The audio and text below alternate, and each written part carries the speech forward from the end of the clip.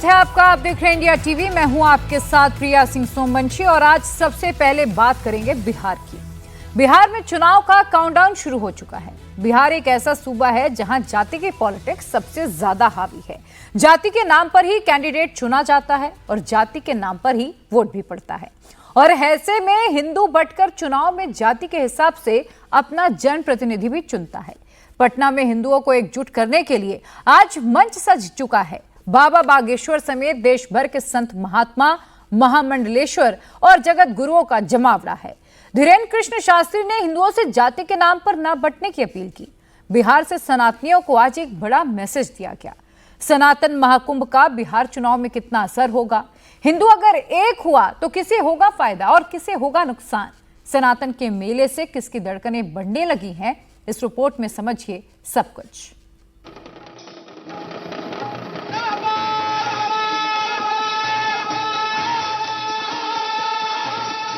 बिहार में काबा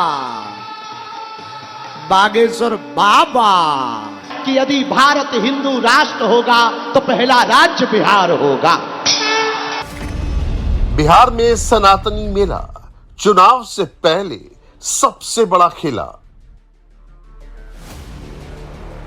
भारत माता के वंदे वंदे जय श्री राम। हालो हालो महादेव।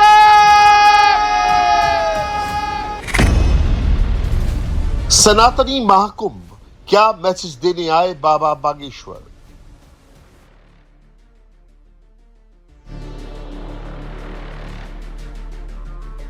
आदमी तो हम टेढ़े हैं बचपन से, हटीले हैं, जो ठान लिया सो ठान लिया। वक्फ को चैलेंज, सनातन रथ से वोटर को संदेश।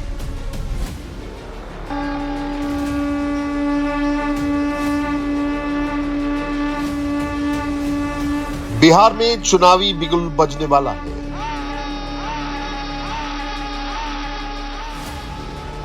उससे ठीक पहले सनातन महाकुंभ से शंखनाद हो गया है। सनातनी रथ को बिहार चुनाव में दौड़ाने का पूरा रूट तैयार हो गया है। पटना के गांधी मैदान में साधु संत जुटे हैं। हमारे बिहार के प्रिय पागलों की, सभी संत जनों की, आज के सनातन महाकुंभ की, भगवान परशुराम की, हर हर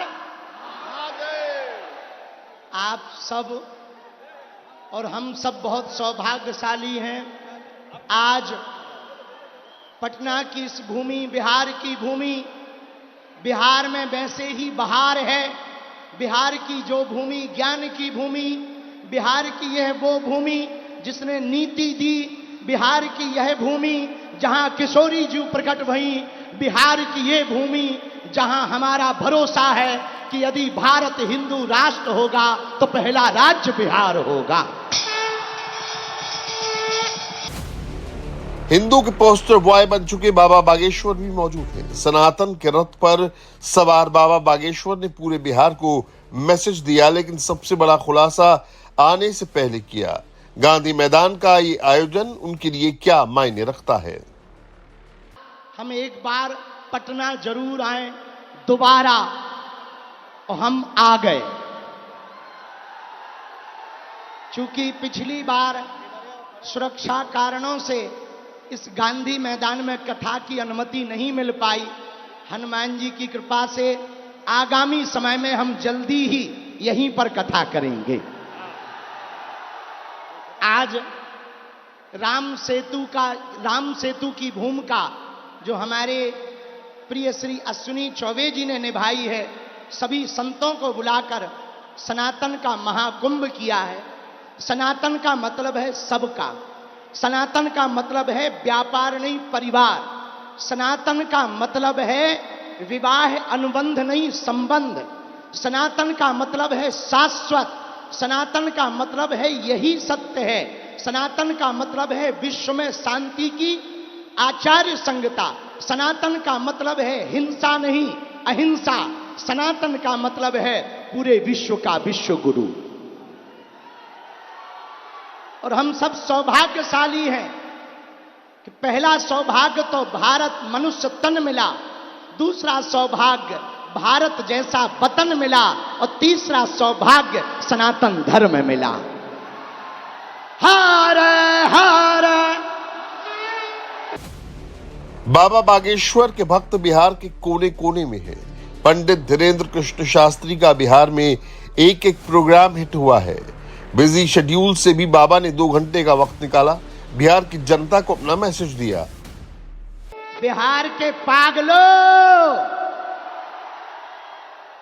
अब एक बात गांठ बांध लो, पूछो क्या? हम सब हिंदू, हम सब हिंदू, हम सब हिंदू, हम सब हिंदू। इसलिए हम सब आज सनातन महाकुंभ के इस पर्व पर एक बात हम कहेंगे और विराम करेंगे अपनी बात को। अभी वर्तमान में कहीं भाषावाद की लड़ाई चल रही, कहीं क्षेत्रवाद की लड़ाई चल रही, कहीं जातिवाद की लड़ाई चल रही।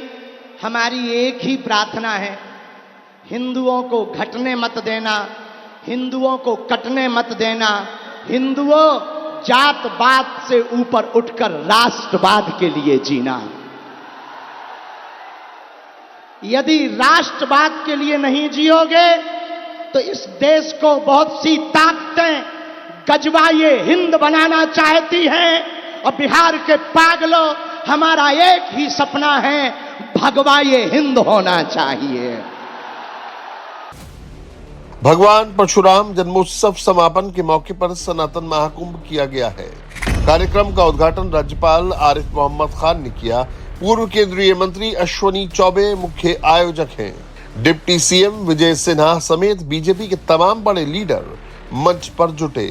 परमहंस ज्ञानानंद जी महाराज, जगत गुरु श्री स्वरूपानंदेंद्र सरस्वती, जगत गुरु अंताचार्य जी महाराज, पंडोरिक जी महाराज, महामंडलेश्वर अरुण अवधूत गिरी जी, महामंडलेश्वर कैलाशानंद गिरी जी, महामंडलेश्वर यतीदानंद गिरी की उपस्थिति भी सनातन के इस महाकुंभ में रही।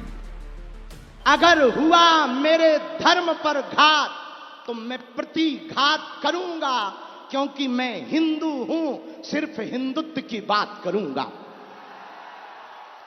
एक बात और सुनो बिहार वालों, हम किसी मजहब के विरोधी नहीं हैं, न हमें मुसलमानों से दिक्कत है, न हमें ईसाइयों से दिक्कत है।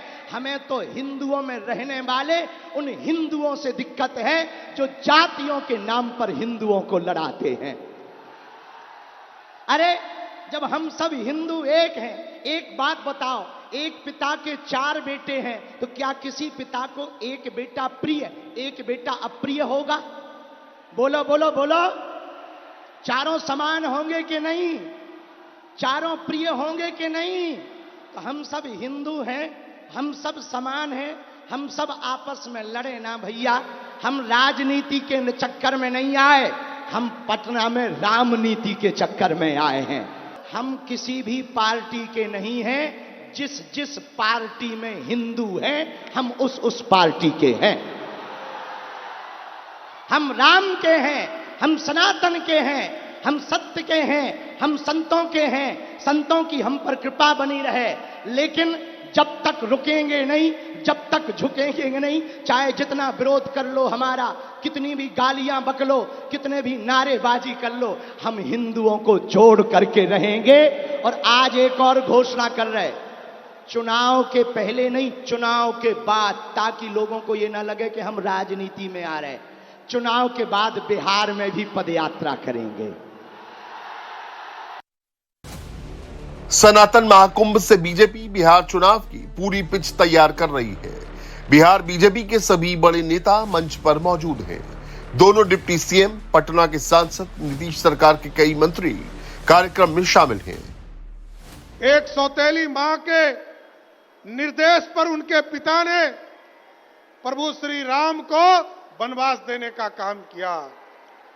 आदरणीय बाबा आ रहे हैं साथियों, लेकिन मैं जरूर आश्वस्त करता हूं आपको कि बिहार की सरकार लगातार जिस तरह उत्तर प्रदेश में आप लोगों के आशीर्वाद से प्रभु श्री राम स्थापित होने का काम किए, उसी तरह अब बिहार में भी मां सीता का जो जन्म स्थान है वहां पर भव्य सीता मंदिर बनाने का काम बिहार की सरकार करेगी। इसलिए बोलिए सियावर रामचंद्र की, सियावर रामचंद्र की, भगवान परशुराम की। इसलिए आज सनातन धर्म के इस महाकुंभ में आए हुए तमाम साथियों का मैं स्वागत भी करता हूं और धन्यवाद देता हूं कि लगातार सनातन धर्म को आगे बढ़ाने में आपका योगदान मिलता रहे। पूर्व केंद्रीय मंत्री अश्विनी चौबे इस कार्यक्रम में मेन आयोजक हैं। बिहार में चुनाव से पहले एक्टिव हो गए हैं। बीजेपी के फेवर में सारे समीकरण फिट करने की कोशिश है। पटना के गांधी मैदान से यही संदेश देना मकसद है।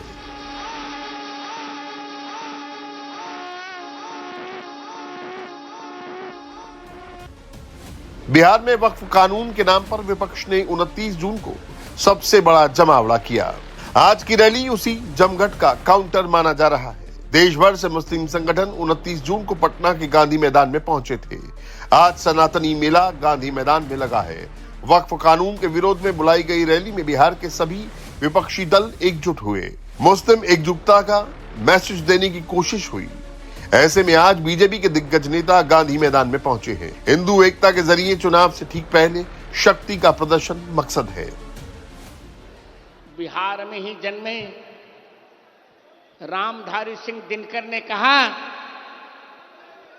याचना नहीं अब रण होगा, संघर्ष महाभीषण होगा। तो मित्रों, अब हमें हिंदू विरोधों से संघर्ष करना है, संग्राम करना है। जब तक संघर्ष नहीं होता तब तक उत्कर्ष नहीं होता। लोग एक बात कहूं और कह रहा हूं, विलंबरा फिर भी लोग परशुराम जी को ब्राह्मणवादी मानते हैं। ऐसा नहीं, भगवान परशुराम ब्राह्मणवादी नहीं है। ब्राह्मण है पर ब्राह्मणवादी नहीं। वे तो आतंकवाद, जो आतंकवादी हैं उनका दमन करने के लिए भगवान परशुराम का अवतार हुआ था। इसी चलिए हम आतंकवादियों का दमन करेंगे, हिंदुत्व विरोधियों का दमन करेंगे, राष्ट्र विरोधियों का दमन करेंगे, राम विरोधियों का दमन करेंगे।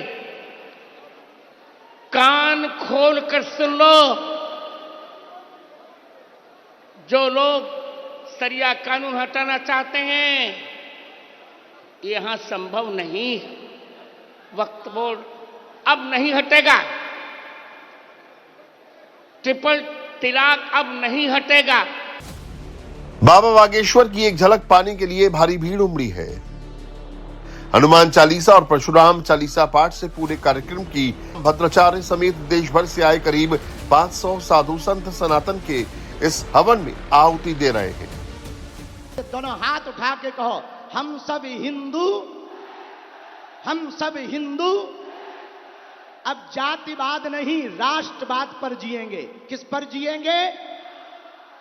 भारत माता के लिए जिएंगे। किसके लिए जिएंगे? बिहार में सनातन धर्म गुरुओं का मेला लगा है, तो यूपी में धर्म के नाम पर कितना बड़ा गोरख धंधा चल रहा है, इसके बारे में चौंकाने वाला खुलासा हुआ। हिंदुओं को मुस्लिम बनाने वाले बड़े गैंग का पर्दाफाश हुआ है। ऐसा गैंग जिसके खाते में धर्मांतरण के नाम पर 100 करोड़ रुपए तक आ गए। इस गैंग के सदस्यों ने 50 मुस्लिम देशों का दौरा किया और अब इस गैंग का सरगना छांगुर बाबा उर्फ जमालुद्दीन यूपी एटीएस की गिरफ्त में आ चुका है।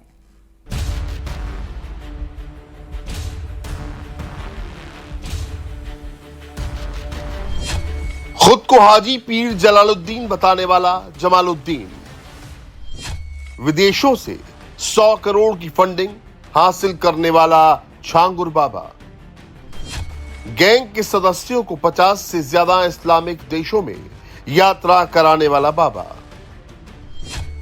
धर्मांतरण के बहुत बड़े गैंग का सरगना छांगुर बाबा उर्फ जमालुद्दीन। छांगुर बाबा का छलावा खत यूपी एटीएस ने किया गिरफ्तार। इस बहुरूपीय बाबा का मुखौटा उतर चुका है, उसकी असलियत सामने आ चुकी है। हाजी पीर के नाम पर धर्मांतरण का रैकेट चलाने वाला छांगुर बाबा उर्फ जमालुद्दीन यूपी एटीएस की गिरफ्त में आ चुका है। एटीएस ने छांगुर बाबा के साथ साथ उसकी सहयोगी नीतू उर्फ नसरीन को बलरामपुर के उतरौला कस्बे से गिरफ्तार किया है। इसके साथ ही उसके काली करतूतों की सच्चाई धीरे धीरे सामने आने लगी है। अभी शुरुआती जांच में यूपी एटीएस को जो जानकारी मिली है उसने सभी के होश उड़ा दिए हैं। अभी जो जानकारी सामने आई है उसके मुताबिक छांगुर बाबा के गैंग के सदस्य 50 से ज्यादा इस्लामिक देशों की यात्रा कर चुके हैं। अलग अलग संस्थाओं के नाम पर और गैंग के अलग अलग सदस्यों के नाम पर 40 से ज्यादा बैंक खाते खुलवाए गए। इन खातों के जरिए गैंग करीब 100 करोड़ रुपए का लेन देन कर चुका है। इस प्रकरण में मुख्य अभियुक्त छांगुर बाबा और जमालुद्दीन की गिरफ्तारी कर ली गई है। इस गैंग द्वारा 40 अकाउंट्स में गल्फ कंट्रीज से 100 करोड़ से ज़्यादा की फंडिंग प्राप्त की गई और इसका इस्तेमाल धर्मांतरण के लिए, अवैध धर्मांतरण के लिए किया गया है। इस गैंग द्वारा प्रेम जाल में फंसाकर धर्मांतरण कराए जाने की बात भी प्रकाश में आई है। इस गैंग के एजेंट्स को अलग अलग बिरादरी के लोगों को और कन्याओं को धर्मांतरण कराने के लिए अलग अलग अमाउंट्स फिक्स थे और नाबालिग कन्याओं का भी इस गैंग द्वारा धर्मांतरण कराया गया है। इस गैंग के लोगों द्वारा 50 बार से ज़्यादा विदेशों का भ्रमण किया गया है, जिसमें ज़्यादातर इस्लामिक कंट्रीज हैं। जो साक्ष्य मिले हैं और फाइनेंशियल ट्रांजैक्शंस की डिटेल्स मिले हैं, उस आधार पर इस गैंग के अभियुक्तों के विरुद्ध कार्रवाई की जा रही है। आज छांगुर बाबा और जमालुद्दीन की भी गिरफ्तारी की गई। धर्मांतरण के इस रैकेट से छांगुर बाबा की इतनी कमाई हुई है कि उसने बलरामपुर के उतरौला में विशाल महल बनवा दिया है। एक साल के अंदर न केवल उसने भव्य बंगला बनवाया है, बल्कि उसके शोरूम खुल चुके हैं। कई लग्जरी गाड़ियों का मालिक बन चुका है। पुलिस ने जब इसकी संदिग्ध गतिविधियों की जांच शुरू की तो एक एक कर धर्मांतरण गैंग के राज से पर्दा उठता चला गया। आखिर छांगुर बाबा के गैंग ने कितनी हिंदू लड़कियों को धोखे से मुस्लिम धर्म में परिवर्तित कराया? यूपी एटीएस अब ये लिस्ट भी खंगाल रही है। लेकिन इस गैंग से पीड़ित 15 लोगों की हिंदू धर्म में वापसी कराई जा चुकी है। इन लोगों ने वापस हिंदू धर्म अपनाने के बाद इस बाबा के गैंग के धोखे और छल की जो कहानी सुनाई, उसे सुनकर आपके रोंगटे खड़े हो जाएंगे। सवाल है कि आखिर पिछले कई सालों से जमालुद्दीन धर्मांतरण के खेल में लगा हुआ है। अचानक वो पुलिस के हत्थे कैसे चढ़ा? यूपी एटीएस की नजर उस पर कैसे पड़ी? दरअसल यूपी एटीएस को शिकायत मिली थी कि बलरामपुर के उतरैला थाने के मदपुर गांव में पीर साहब, नसरीन, जमालुद्दीन, महबूब नाम से संदिग्ध फंडिंग चल रही है। यूपी एटीएस की टीम जब जांच में जुटी तो पता चला कि जमालुद्दीन उर्फ छांगुर बाबा यहां पर 3-4 सालों से धर्मांतरण का गैंग चला रहा है।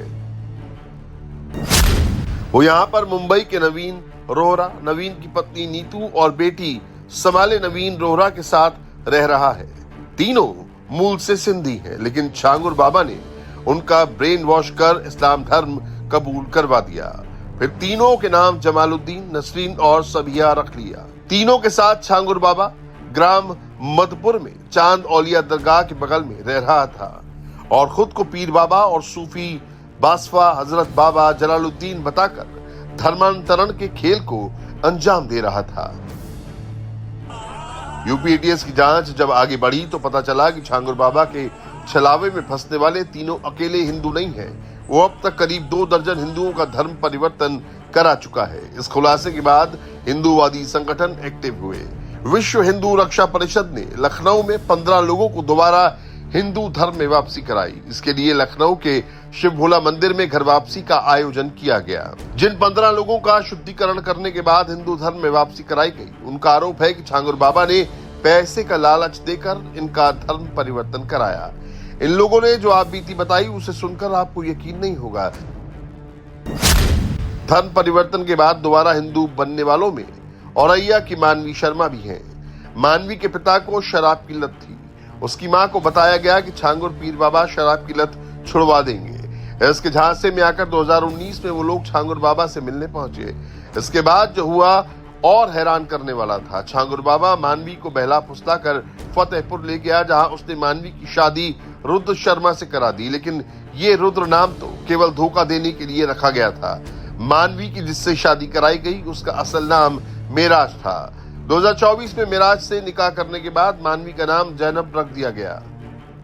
मानवी किसी तरह उनके चंगुल से भागी और अब पूरी सच्चाई सबके सामने है। क्या हुआ आपके साथ? 2019 में मेरी मम्मी जा रही थी कानपुर। पापा से झगड़ा हो गया था। पापा को शराब की लत है, इसलिए वहीं पे रुद्र शर्मा नाम का लड़का उनको मिला। कहा कि एक छांगुर पीर बाबा हैं उतरौला के, वो तुम्हारे पति की शराब छुड़वा देंगे। उसके बाद से उसका मेरे घर आने जाने लगा। वो उसकी बहन भी आती जाती रही नाम बदल के। और 2019 में हम लखनऊ जब बाबा आए थे उनसे मिलने गए। बाबा ने तावीज़ दी, एक हमें दुआ पड़ी, रुपए भी दिए थे 2000 और गंदी नीयत से छुआ भी था। हमने जब रुद्र को बताया तो उसने कहा नहीं ऐसा कुछ नहीं है, वो तो बाबा हैं, ऐसा कुछ नहीं कर सकते। उसके बाद हम चले गए अपने घर। 2024 में रुद्र फिर से मेरे घर पे आया, कहने लगा कि बाबा आए हैं कानपुर में, चलो उनसे मिल लो चल के। वो मुझे फतेहपुर मस्जिद है वहाँ पे ले गया। वहाँ पे मेरा ज़बरदस्ती निकाह करवाया और छांगुर पीर बाबा ने मेरा वीडियो कॉल पे मेरा नाम जैनब रखा। वहीं पे उन लोगों ने 3 महीने तक उसने अपने घर पे हमें कैद करके रखा। अगर हम कुछ कहते थे तो धमकी देते थे कि कहते थे तुम्हारी मम्मी को मार देंगे, बहन को उठवा लेंगे। छांगुर बाबा के चंगुल में फंसने वाली मानवी अकेली नहीं है। कर्नाटक की रहने वाली सोनू रानी सोशल मीडिया के जरिए सहारनपुर के रहने वाले राजू राठौर से मिली, लेकिन राजू का नाम महज छलावा था। राजू का असली नाम वसीम था। उसके बाद वसीम सोनू रानी को ब्लैकमेल कर पैसे वसूलने लगा। नाम सोनू रानी है। मैं कर्नाटका की रहने वाली हूँ और फिलहाल सहारनपुर से आई हूँ, गांव गानाखंडी से। मेरी मुलाकात इंस्टाग्राम के माध्यम से हुई थी एक राजू राठौर के व्यक्ति के साथ में, जो असली में उसका नाम वसीम है, मुस्लिम है और सऊदी में ही रहता है, काम करता है, सहारनपुर का रहने वाला है वो, गांव गानाखंडी का। तो मेरी उनसे फ्रेंडशिप हो गई थी। उनकी फैमिली भी हिंदू बन के बात करती थी, सारे ऑलरेडी शादीशुदा था। उसकी घरवाली भाभी बन के बात करती थी, साजमा जी सोनिया के नाम से बात करती थी फ़ोन पे। और बाद में 2021 में उन्होंने हमें बोला, मैं प्रोफेशनल ब्यूटिशियन हूँ, उन्होंने हमें बोला कि आप एक काम करो, सऊदी आ जाओ, आपको यहीं पे किसी अच्छी कंपनी में जॉब लगवा दूंगा और यहीं पे आपसे शादी कर लूँगा। मैं 2021 में घर दुकान सब बेच के गाड़ी वगैरह चली गई। वहाँ जाने के बाद जैसे हम जाते हैं जद्दा से वो हमें लेके जाते हैं एयरपोर्ट से, हाइल से आगे अलबादिया, वहाँ वो रहते हैं। तो वहाँ जाते ही जैसे हम जाते हैं वहाँ पर तुरंत ये छांगुर बाबा को कॉल लगाते हैं व्हाट्सएप पे कि लड़की हमारे पास पहुँच चुकी है और आप आके इसका धर्म परिवर्तन करवा दीजिए। छांगुर बाबा बोले हमारी तबीयत ठीक नहीं है और हमारे ऊपर पुलिस की नज़र रखे हुए हैं, हम नहीं आ सकते। मेरा मुरीद रहता है अदिदलाम शहर के अंदर, वो आ जाएगा, बदर अख्तर सिंध की, वो आके करवा देगा। 3 दिन बाद बदर अख्तर सिंध की आते हैं, वो दबाव बनाते हैं और बोलते हैं छांगुर बाबा और मैं दोनों एक ही हैं। हमने कई गरीब लड़कियों को यहाँ सऊदी में लाके धर्म परिवर्तन करवाया है और हमने उनकी जो शादियाँ जो है ना, निकाह, ये निकाह बोलते हैं, हमने निकाह जो है ना काफ़ी करोड़पति अरबों के पति शेखों के साथ करवाया। तेरे लिए भी अच्छा शेख देख देंगे और हमारी नज़र में भी है। हमने मना किया, वहाँ पे मना कर दिया, हमने मना कर किया तो राजू राठौर उर्फ वसीम ने हमारे अश्लील वीडियो बना ली, हमें बंधक बना लिया। वहाँ पे हमारी अश्लील वीडियो बना ली। जैसे वीडियो बनाई हमारी, उसके ऊपर बोला अगर किसी को बोला तो ये अपलोड कर दूंगा मैं, ये सोच लेना। मानवी और सोनू रानी की तरह छांगुर बाबा का गैंग कई हिंदू लड़कियों की जिंदगी तबाह कर चुका है। अब जांच में सामने आया है कि छांगुर बाबा के गैंग ने धर्म परिवर्तन के लिए बकायदा रेट फिक्स कर रखा था। पूरे गैंग में बाबा की राजदार वो हिंदू फैमिली है जिसके 3 सदस्य मुस्लिम बनकर बाबा के साथ धर्मांतरण के खेल में जुटे हुए हैं। इनमें जमाल बने पति नवीन, नसरीन बनी पत्नी नीतू की गिरफ्तारी हो चुकी है, लेकिन समाले से सबीहा बनी बेटी जो है उसकी तलाश अभी भी जारी है। साथ ही जारी है झांगुर बाबा के बाकी गैंग की तलाश। फिलहाल बाबा यूपी एटीएस के सामने बड़े बड़े राज खोल रहा है। झांगुर बाबा उर्फ जमालुद्दीन की मुहिम केवल धर्म परिवर्तन तक ही सीमित नहीं थी, वो गजवाए हिंद की मुहिम में भी जुटा था। झांगुर बाबा ने शिजर तैयबा नाम से किताब भी छपवा रखी है, जिसके जरिए वो इस्लाम धर्म का प्रचार प्रसार करता था। यूपी एटीएस के चीफ अमिताभ यश का कहना है कि झांगुर बाबा के पास से जो लिटरेचर मिला है उससे पता चला है कि वो इस्लामिक देश बनाने की मुहिम में जुटा हुआ था। ग्रुप्स के जो लिटरेचर हैं उनसे ये जानकारी मिलती है कि वो एक इस्लामिक देश की स्थापना करना चाहते हैं और उस मकसद से वो काम करते हैं। पुलिस इस मामले में झांगुर बाबा से पहले छोटे महबूब और नवीन उर्फ जमालुद्दीन को गिरफ्तार किया था। अब झांगुर बाबा और नवीन की पत्नी नीतू उर्फ नसरीन एटीएस के कब्जे में आए हैं। अब इस गैंग के बाकी लोगों की तलाश जारी है। जांच में सामने आया है कि धर्मांतरण का खेल काफी पहले से चल रहा है। नवीन ने अपनी पत्नी और बेटी के साथ 2015 में दुबई जाकर इस्लाम धर्म कबूल किया था। सातवीं पास नवीन ने 2016 से 2020 के बीच 19 बार दुबई की यात्रा की। नवीन की पत्नी नीतू भी 19 बार दुबई जा चुकी है। अब जैसे जैसे इस मामले की जांच आगे बढ़ेगी और बड़े खुलासे होने की उम्मीद है।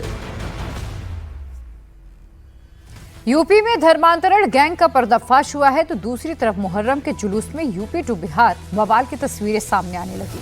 बिहार के मुजफ्फरपुर में जुलूस के दौरान हिंदू मुस्लिम पक्ष में टकराव हो गया। दोनों गुटों में खूब पत्थर और लाठी डंडे चले। तो वहीं यूपी के भी कई शहरों में मुहर्रम के नाम पर माहौल खराब करने की कोशिश की गई। यूपी से लेकर बिहार तक ताजिए को लेकर कैसे मचाया गया है उत्पात, इस रिपोर्ट में देखिए।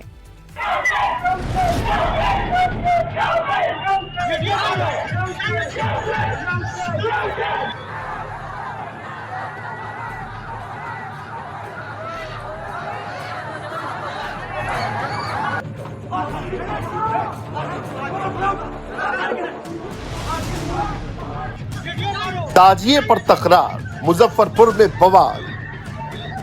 मुहर्रम जुलूस में भिड़े 2 समुदाय। आजमगढ़ में जुलूस, आजमगढ़ में भिड़े भाईजान। प्रयागराज में शक्ति का प्रदर्शन। विरोध करने पर भाईजान ने बरसाए पत्थर।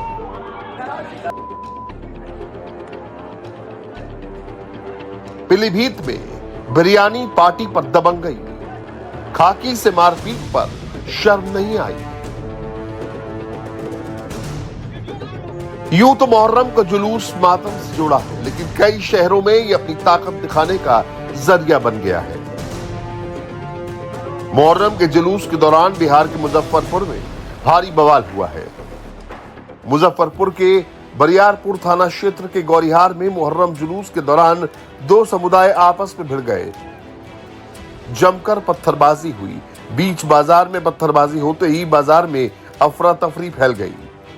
सब हंसरियाली खेलने आया है, पूरा किया, देखिए क्या मारा है, पूरा मारा है, देखिए पूरा आगे बार बार इसका नटंकी का लगातार नटंकिया, देखिए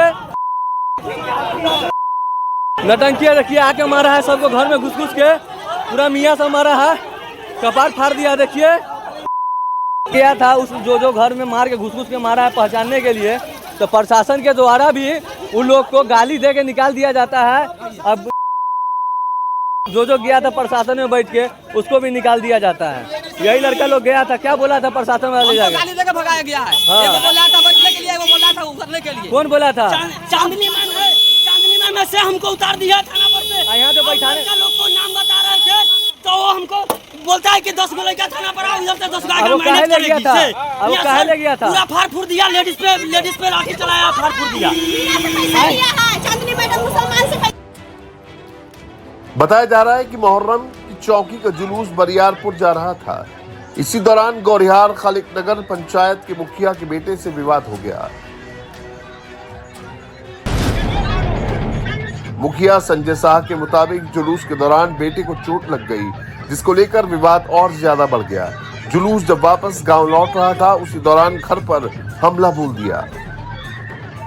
मुजफ्फरपुर के बरियारपुर थाना क्षेत्र में मुहर्रम का जुलूस शांतिपूर्ण चल रहा था, लेकिन अचानक देखते ही देखते हंगामा शुरू हो गया। पत्थर चलने लगे, लाठी डंडों से हमला करना शुरू कर दिया। लोग जान बचाकर भागने लगे। जब तक लोग कुछ समझ पाते, 2 लोगों के सिर फूट चुके थे। 2 समुदाय के लोग इस बवाल के लिए एक दूसरे पर आरोप लगा रहे हैं। क्या हुआ? बाजार गए हम लोग, 2 आदमी से अखाड़ा में के बाद जैसे चौक पर के वहाँ पर प्रशासन भी है, बस आया, बस पर्सनल लोल पर हमको मारा था। हम डलवा उठा के बैठ गया, उसका सब मिल करके खाली पजरा में कोई लाश से मार था, कोई फैट से मार था। आप कहाँ जा रहे थे? जा रहे थे सुई लेने, हम रेस्ट में। अच्छा, अभी इलाज चल रहा है आपका? सुई लेने जा रहे थे। तो उसी बीच में आपको पकड़ के मार दिया। कौन मारा था? मारने वाला का नाम? बलेसर साकिब लड़का है। बलेसर साकिब लड़का। आपका क्या नाम हुआ? अमर मिराज। बवाल की खबर मिलते ही मुजफ्फरपुर के एसएसपी समेत सीनियर पुलिस अधिकारी मौके पर पहुंच गए। कई थानों की पुलिस बुला ली गई। पूरे इलाके को छावनी में तब्दील कर दिया गया। फिलहाल इलाके में पुलिस तैनात है। इस बवाल में 2 लोगों को चोट आई है, जिन्हें इलाज के लिए अस्पताल में भर्ती कराया गया है। पुलिस ने दोनों समुदाय से कई लोगों को हिरासत में लिया है। साथ ही सीसीटीवी की मदद से उपद्रवियों की पहचान की जा रही है। प्रभावित इलाके में पुलिस के सीनियर अधिकारी कैंप कर रहे हैं। का जुलूस निकला हुआ था। एक जुलूस वैशाली साइड से आया था और एक जुलूस उधर का ही लोकल था। जो जा रहे थे उसी बीच में कुछ यहाँ के लोकल और जुलूस के लोगों के बीच में झड़प हुआ है, विवाद हुआ है, जिसमें एक साइड से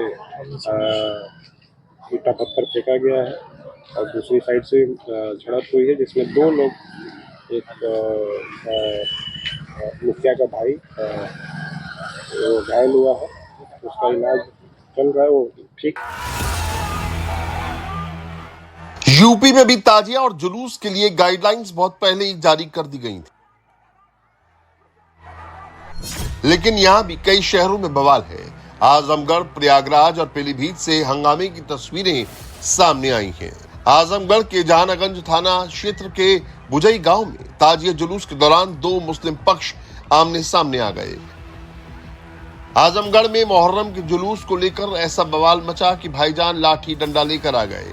हर उम्र के लोगों ने आपस में जमकर मारपीट की, एक दूसरे पर पत्थर बरसाए, लाठियां बांधी। अफरा तफरी का माहौल बन गया, चीख पुकार मच गई। लोग जान बचाने के लिए इधर उधर भागे।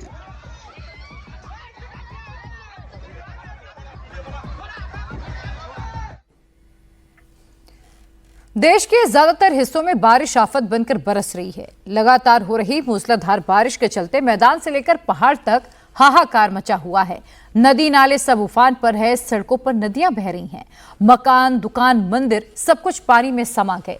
लगातार हो रही भारी बारिश के चलते स्थिति बेकाबू हो गई और आज भी मौसम विभाग ने कई राज्यों में तेज बारिश का अलर्ट जारी किया है।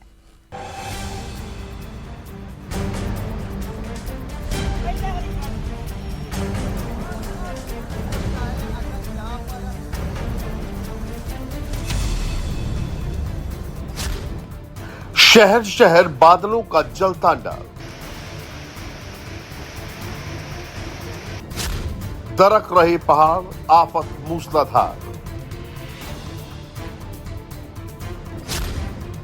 महाराष्ट्र टू गुजरात, आफत की बरसात। बारिश का अलर्ट, हो जाए सतर्क।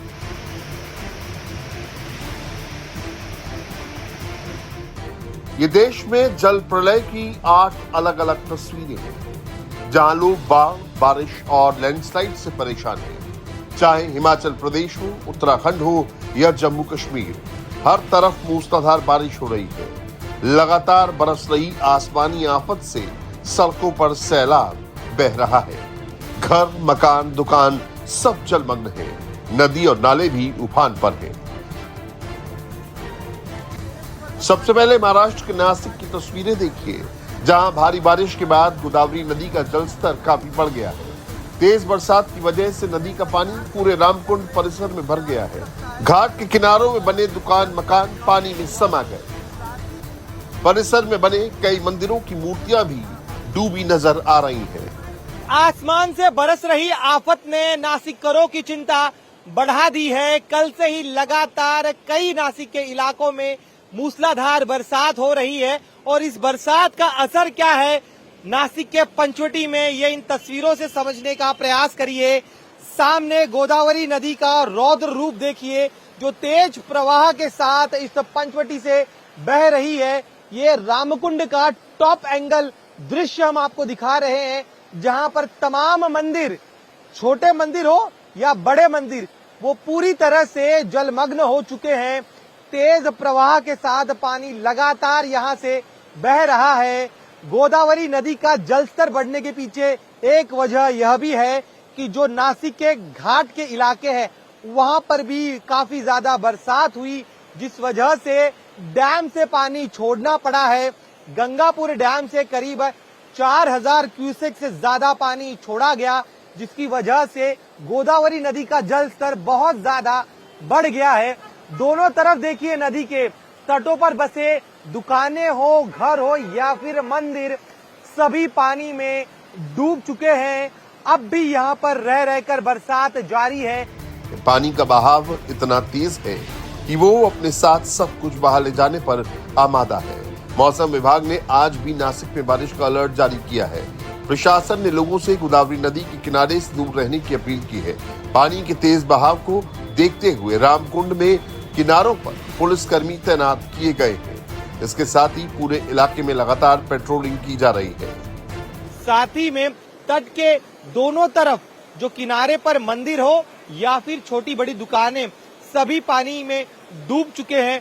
कितनी तेज रफ्तार से पानी यहाँ से बह रहा है आप ये भी देखिए, और इसी तेज रफ्तार को देखते हुए किनारों से दूर रहने की अपील आम लोगों को की गई है।